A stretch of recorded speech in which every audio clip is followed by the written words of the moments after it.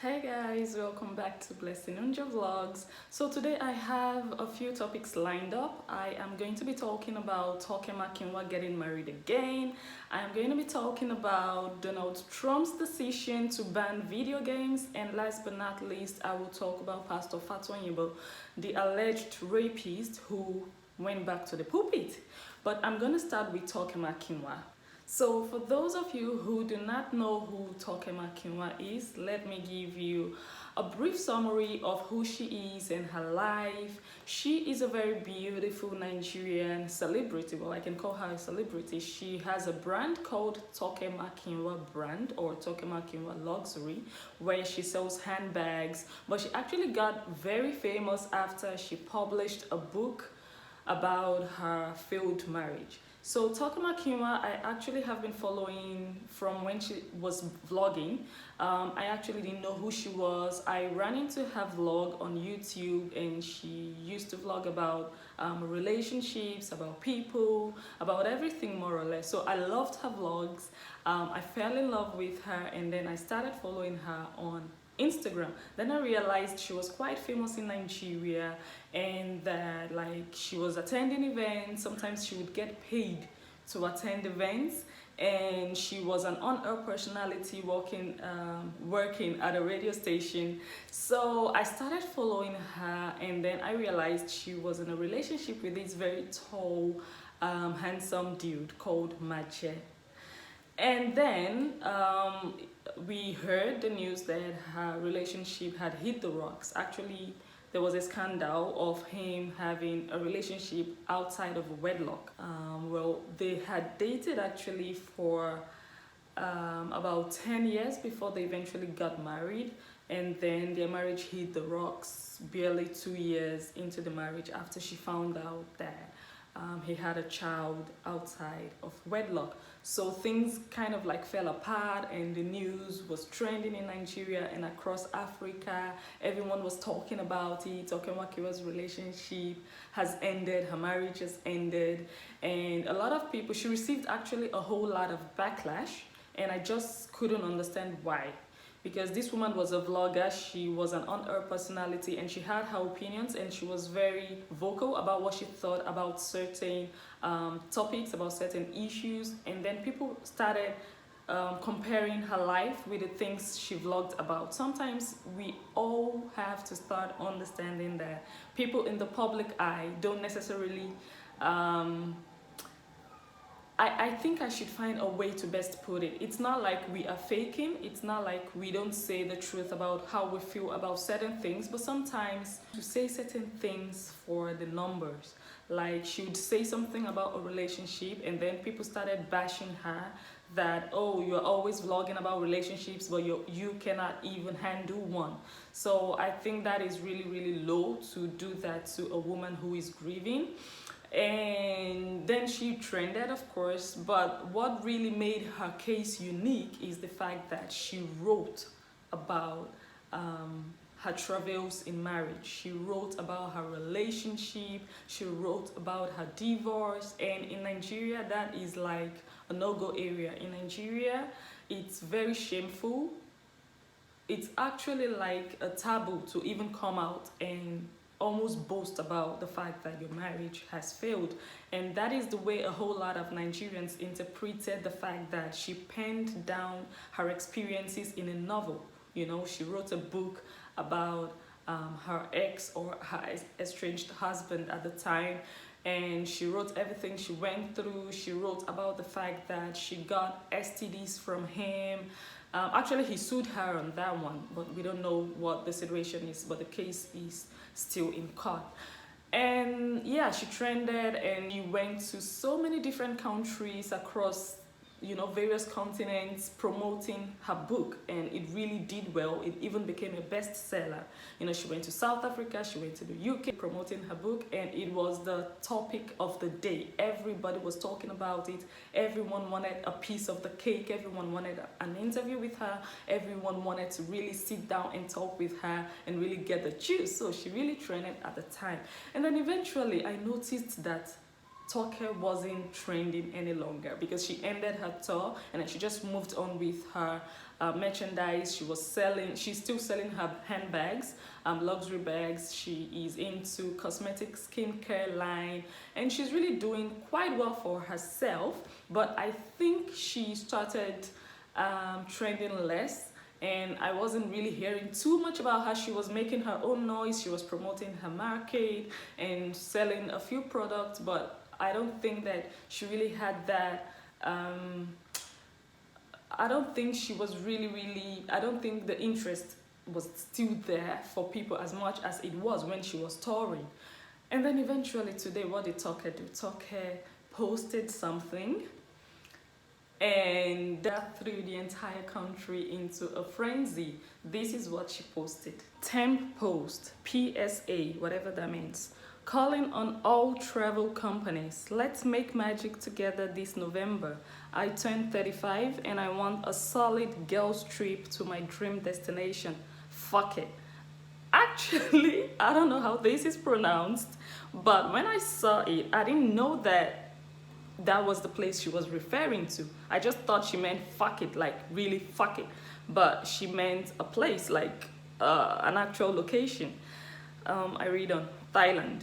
I want to wake up to the sounds of the ocean, visit nearby islands, drink some rum, and live it up as it's my last year as a single girl. Ready to give marriage a second chance, and of course, the Bambinos too. So if you would like to sponsor my friends and I to create the best content ever, let's do it big in November. TM, and then she hashtagged TM at 35 and hashtag the 35 club, hashtag last year single. All right, let's analyze this. Actually, I understand a bit why the whole country went crazy when they saw this post by Toke Makinwa. But the problem with Nigerians is you guys don't read between the lines. You guys take things the way they are delivered to you. You don't digest posts. You read, but you don't read through. You know me, I'm very observant. I read between the lines. This lady said it was her last year being single. She was ready to give marriage a second chance again. This lady has not announced that she's getting married next year. She only said that this was going to be her last year being single. And Nigerians fail to understand that sometimes people speak by faith. So possibly this woman wasn't literally saying she was getting married next year. That is just the way all Nigerians have interpreted this thing. She was only probably saying it on faith, like, this is my year. You know, when you proclaim something, when you believe something, this is my last year as a single woman. Indirectly, she's saying next year I'm going to be married. But she didn't go into details because she's a smart business woman. Maybe she's hoping, maybe she's in a relationship, maybe she's not. Although she insinuated it in a way, but she didn't directly say it the way everyone took it. And you know, there are two sides to this post. Actually, she said, okay, I'm going to take that one again. She said, I'm ready to give marriage a second chance, and of course, the Bambinos too. So what does that mean? She, on the one side, she is ready to give marriage a second chance, and on the other side, and the Bambinos too. So as she's giving marriage a second chance, she's also giving the Bambinos a second chance, meaning she is open to a possible Bambino who might be interested in getting married with her. You know, that is the level at which we should be reading things and understanding things. That is number one. But let's start from the beginning of her post. This woman, you know, I love this woman. Like I said, I started realizing that she wasn't trending as much.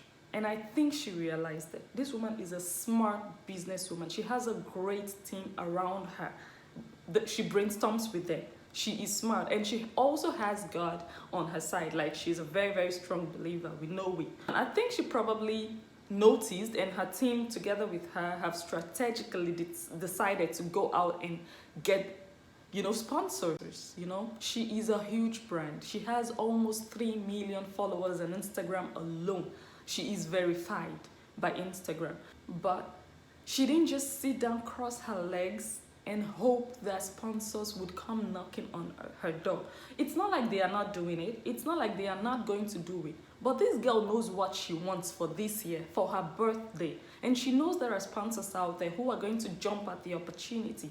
So why let pride swallow you? And that is the problem many celebrities, so-called celebrities in Nigeria have, that they just feel like, oh, why should I go in search of sponsors? I'm big enough. They should come to me. And these people wallow in poverty because their pride will not let them. Even if they do, you know, they will say it's my manager that is contacting you, not me. But this woman came out publicly like, hey, who wants to sponsor me and my girls? I know she can afford it actually, but she's in a place in her life that she's like, why do I have to spend so much money when there are companies out there who can do that for me? So she came out and just posted. And there are still some Nigerians who are saying, madam, have you finished your money, or are you broke? This one that you're coming out looking for sponsors. But this just makes her, you know, a very good, smart, business-minded woman. And that is another problem Nigerians have. Learn from people like this. She is a go-getter. She knows what she wants for her birthday and she put it out there. Say whatever it is you want. Companies have started approaching her already, and we are all going to see that this woman will go to Thailand and have the birthday of her life. Okay, so I'm just going to go on right here. So I already read the first part. She wants to go with her girls to her dream destination in Thailand. That is also another very beautiful part about this young lady, you know. There are people who are successful and they have people around them who help them, you know, become who they aspire to be, become who they envision themselves to be. And this kind of people, many a times, they want to always put themselves out there. It's all about them. They are subconsciously selfish, you know. They are selfish without even realizing that they are selfish. They are egoistic. They want to be famous. They want to be at the top. They want to be in front. Everybody else should follow. But a woman like Toke, she will always want her team around her. She wants her people around her. She wants them to excel as much as she is excelling. She wants them to succeed as much as she is succeeding. Because in her mind, if those people succeed, she is a success. So it's very, very, how do you say that? It's very, very mandatory that they succeed. So she's pulling them along. That's why she didn't say, oh, I want to go on a trip with, or she didn't just say, I want to go on a trip to Thailand. And then maybe when people start contacting her for sponsorship, then she will say, actually, I want my team to come with me, you know, secretly. But now she's putting it out there in public, like, look, it's not for me alone, but all for my girls, you know. Actually, she said for her friends, but I know definitely her team will go with her. Let me continue the post. So she said she's ready to give marriage a second chance, and of course, the Bambinos too. If actually this is true, if actually it's literally her last year being a single girl, I'm so very happy for Toke. She deserves it. She's a good girl. Yes, she's loud. Yes, she's luxurious. She likes the good things of life. People call her vain, but she is who she is. We all have our, you know, our thing. We all have our imperfections, and I'm not saying she's perfect, loving good things, no, but to some people, she's just too much for them. So you do you and let Toke do her. But actually, I am very happy if actually she is going to get married next year. And I wonder who the guy is, because I know that after her failed marriage, Toke has been involved with one or two other guys that things didn't work out. I know Toke definitely dated at least one guy, if not two. I know of this particular guy that we knew was a thing with Toke. Like, I'm going to give you an example. I don't know if you remember her birthday, I think last year, if not last year, the year before. She was having drinks with her friends, and then this guy pops up, her boyfriend. He pops up and surprises her, and then she gave him a playful slap. We do remember that guy, right? And there is this guy, I think it's still the same guy because it was around the same period she was touring. There was this guy that flew with her when she was going to Abuja to promote her book. You guys, you don't read between the lines and you don't look between the images. I saw a post she made. She actually posted, I think it was a video, a short video of her at the airport. and the guy was there, but many of you probably didn't notice. You thought he was a photographer or one of the guys carrying his bag, carrying her bags. His face wasn't visible in the video, but I could just tell that that was, you know, the bloke. When you see a bloke that belongs to a girl in a video, you just know it. I think he was wearing like a white native up and down traditional Nigerian outfit with slippers. He's tall.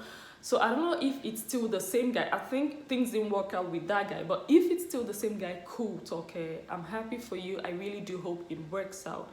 I mean, everyone deserves a second chance in life. You know, you tried, you gave marriage a shot and it didn't work out, and now you are, I believe, a better person, and you are going for what you want and what you think you deserve, what I also think you deserve as a woman.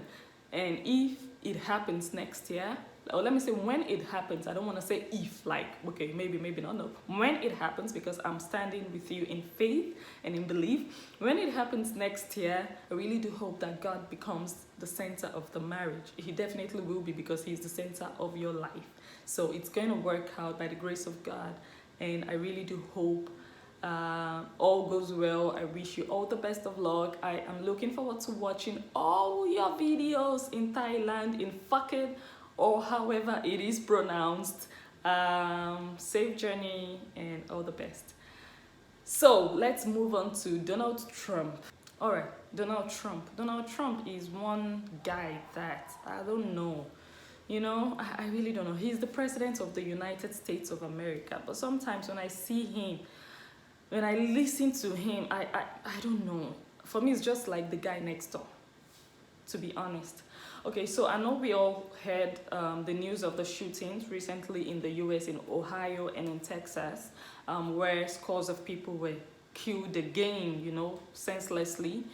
Trump has since visited those places, and he made a speech. He made a speech saying that the country should ban video games, violent video games.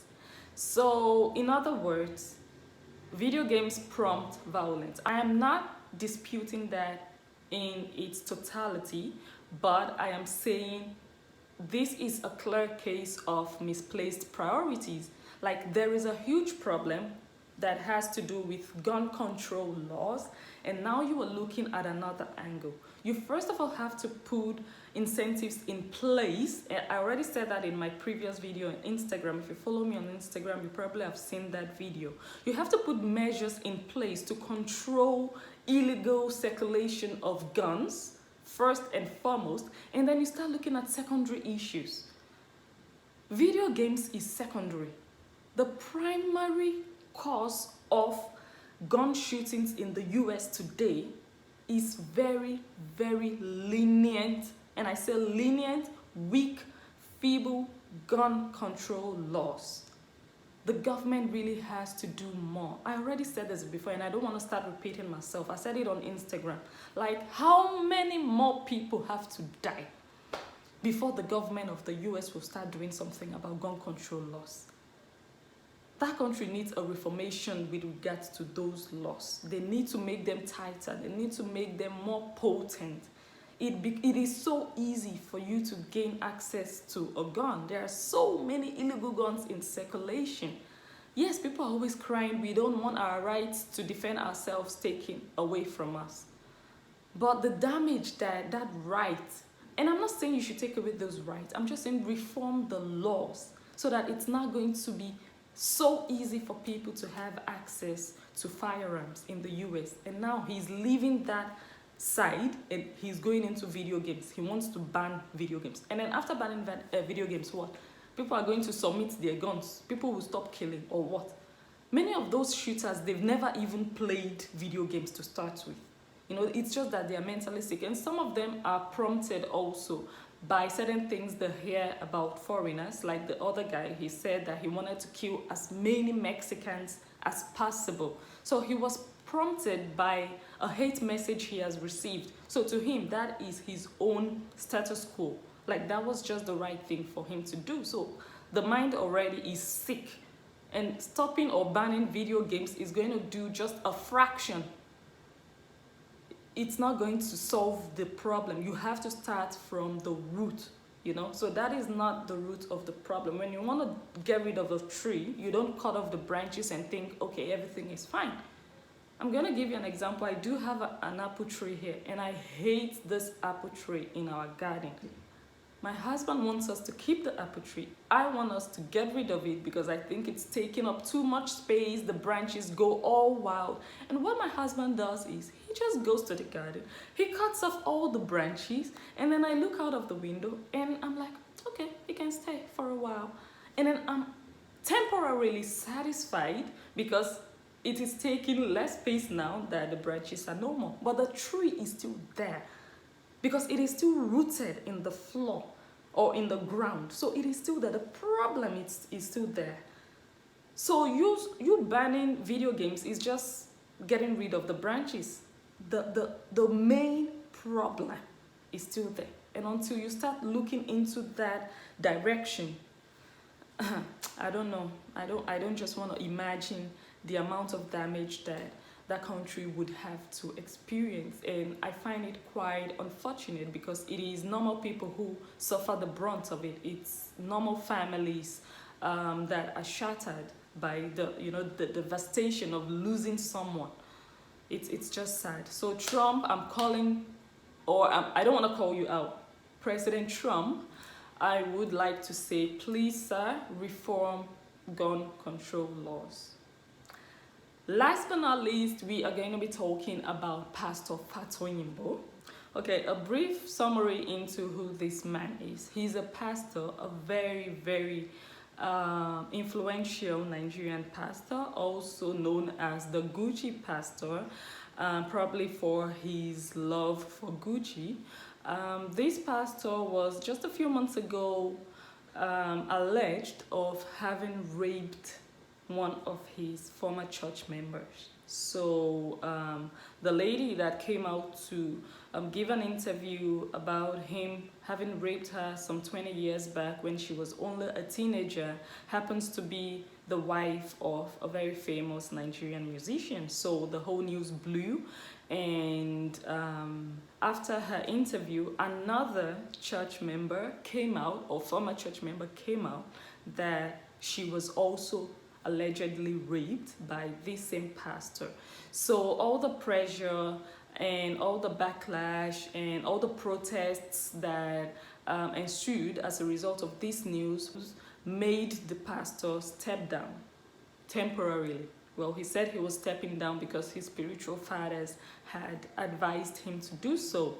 So that was, I think, weeks ago, and it was a very welcome news, to me. I was like, that was just the normal thing for him to do. It was just an administrative process. You just do it. There is an allegation leveled against you that you have raped two different women, and I don't expect you to continue standing up there on the pulpit preaching to people when investigations are still ongoing. And I think it was a very, very civilized thing and very respectable thing that he did at the time, to have stepped down. And it just took me back to another pastor, that a lady came out that he poisoned her to have an abortion. She was pregnant for him. The pastor is actually married, and he was allegedly having extramarital affairs with this lady called Stephanie, based in Canada. The pastor is based in Nigeria, Pastor Suleiman. We all heard the news, I'm sure. And she got pregnant, allegedly. She said she got pregnant for him, and then he gave her some concoction that made her lose the baby. This pastor didn't care. There was so much tumult in the country, and he just went on preaching like, you guys should say what you want to say. You guys want to pull me down. He didn't shake. This guy continued preaching like, this is my church. And I don't really think that's the way it's supposed to be. You should have respect for the people of your church. You should have respect for your congregation. You should have respect for the masses and also for the lady in question, But he just went on and continued doing his thing. But Fatoyinbo, or Pastor Fatoyinbo, did the rightful and the needful at the time by stepping down. But now he went back to the pulpit. And I don't know what prompted that again, because the investigations, as far as I'm concerned, are still ongoing. So why did he suddenly, just start picking the mic all over again? Like, we need more information on that. So those are the 3 topics that I have for you this week. I have talked about Toke Makinwa getting married, in quotes. I talked about Donald Trump banning video games. Well, what I didn't mention and what I actually like about what he said was that he wanted to make punishments for all these hate shooters, all these people who randomly go kill people. He wants to make punishments for them more severe. He wants to introduce the death penalty. Like, I know it's a very, very polarized topic. Like, there are some people totally against death penalty and there are a whole lot of people for it. But I do think the idea alone is going to deter people from picking up a gun when you know, okay, death penalty behind my back, and it's going to be very fast, you know. So, well, I'm not going to go into that in this video, probably in another video. And last but not least, I briefly talked about Pastor Fatoyinbo, the alleged rapist. Well, I didn't go into too much details about his own topic because I don't have enough information to delve into that fully. So I hope you have enjoyed yourself spending time with me. If you have, make sure you give this video a thumbs up, and apart from that, I would also like you to subscribe to my channel if you haven't already. But if you have, I want to say I thank you so much. I thank you so very much for being part of my family, my YouTube family. Thank you for watching my videos. Thank you for liking me. Thank you for your comments. I always read your comments, and I really do appreciate the fact that you always come back to watch my videos. But if you haven't subscribed, I would like to invite you to also join this family by clicking on the subscribe button down below. Until I see you again next Sunday. Bye.